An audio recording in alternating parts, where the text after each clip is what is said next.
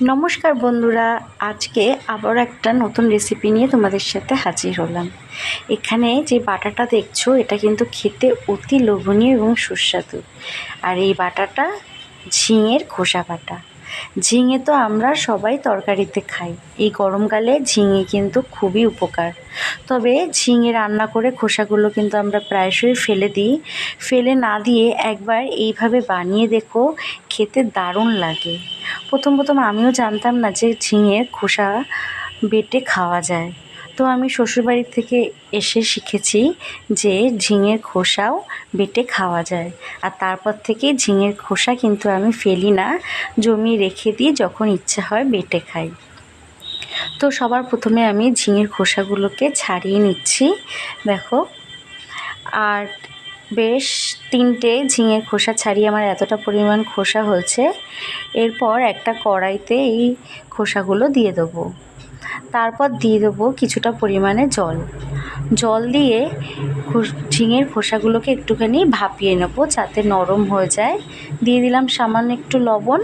এবার জলটাকে ফুটতে দেবো। ফুটে উঠলেই জলটাকে নামিয়ে নেব। তো দেখো, ফুটে উঠেছে আমাদের ঝিঙের খোসাগুলো, কিন্তু অনেকটাই নরম হয়ে গেছে। খুব বেশি সিদ্ধ করার প্রয়োজন নেই, জাস্ট একটু ভাপিয়ে নিলেই হবে। এবার ভালো করে জল ছেঁকে খোসাগুলোকে তুলে নিতে হবে। জলগুলো ভালো করে না ছেঁকে তুললে কিন্তু জল থেকে যাবে। তো সমস্ত ঝিঙের খোসাগুলো দেখো জল থেকে তুলে নিয়েছি, জল ঝরিয়ে।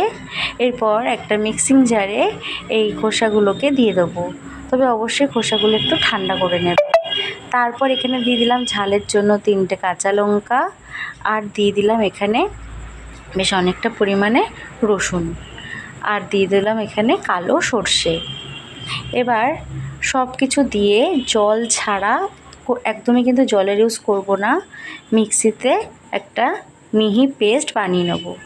যতটা চেষ্টা করবে জল ছাড়া এই পেস্টটা বানানোর। এরপর গ্যাসে কড়াইতে দিয়ে দিলাম পরিমাণ মতো সর্ষের তেল। যে কোনো বাটাবুটি বা ভর্তা কিন্তু সর্ষের তেলেতেই তার স্বাদটা বেশি বাড়ে। তো ফোড়নে দিয়ে দিলাম এখানে কালো জিরে আর একটা শুকনো লঙ্কা ভেজে নেব। আমি ঝালের জন্য কিন্তু এখানে কাঁচা লঙ্কা দিয়েছি, তাই শুকনো লঙ্কাটা ভেজে আমি তুলে রাখবো, পরে ইউজ করব।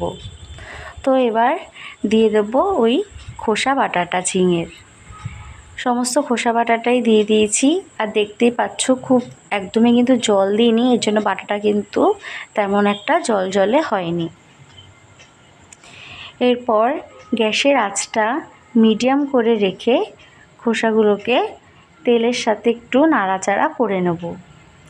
মিডিয়াম আঁচে এটাকে অনবরত নাড়তে হবে যতক্ষণ না পর্যন্ত এই যে হালকা জল ভাবটা আছে, এই সমস্ত জল ভাবটা টেনে না যায়। তো এখানে রসুনেরও যেহেতু ইউজ করেছি, রসুনের কাঁচা গন্ধটাও পুরোপুরি চলে যাবে, ততক্ষণ পর্যন্ত আমরা এই ঝিঙেটাকে নাড়াতে থাকবো মিডিয়াম আঁচে। বন্ধুরা, তোমরা একবার এইভাবে ঝিঙের খোসা বাটা খেয়ে দেখো, খেতে দুর্দান্ত স্বাদের হয়। গরম গরম ভাতের সাথে এই বাটা যেন অমৃত লাগে। এমনিতেই যে কোনো বাটা খেতে কিন্তু বেশ ভালো লাগে, আমি তো বেশ পছন্দ করি। অন্যান্য তরকারির থেকে বাটা দিয়ে যেন এক থালা ভাত নিমিষে খাওয়া হয়ে যায়। তো বেশ কিছুক্ষণ নাড়াচাড়া করার পরে এখানে দিয়ে দিলাম স্বাদ মতো লবণ আর সামান্য একটু চিনি। দেখো, নাড়তে নাড়তে কিন্তু আমাদের জল অনেকটাই শুকিয়ে এসেছে। দেখতেই পাচ্ছ কড়াই থেকে কিন্তু বাটাটা অনায়াসেই উঠে আসছে। তো আবারও কিছুক্ষণ একটু নাড়াচাড়া করে নেব, একদম শুকনো হয়ে যাওয়া পর্যন্ত। তোমরা নুন মিষ্টিটা তোমাদের স্বাদ মতো দেবে অবশ্যই। আর এখানে ঝালও তোমরা যে যেরকম ঝাল খাও সেই অনুযায়ী ঝালটা দেবে। তো দেখো, আমাদের নাড়তে নাড়তে কিন্তু একদম কড়াই থেকে উঠে আসছে, সমস্ত বাটাগুলো এক জায়গায় হয়ে যাচ্ছে।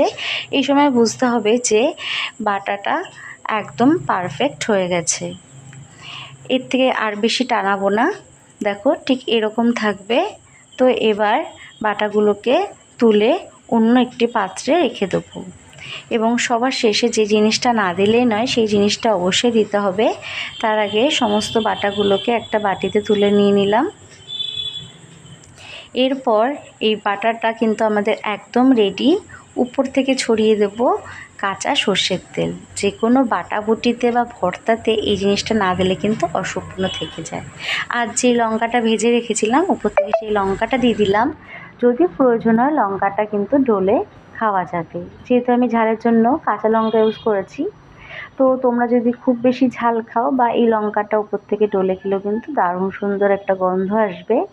তো তৈরি হয়ে গেল আমাদের ঝিঙের খোসা বাটা। কেমন লাগলো অবশ্যই জানিও, ভালো লাগলে লাইক আর শেয়ার করে দিও।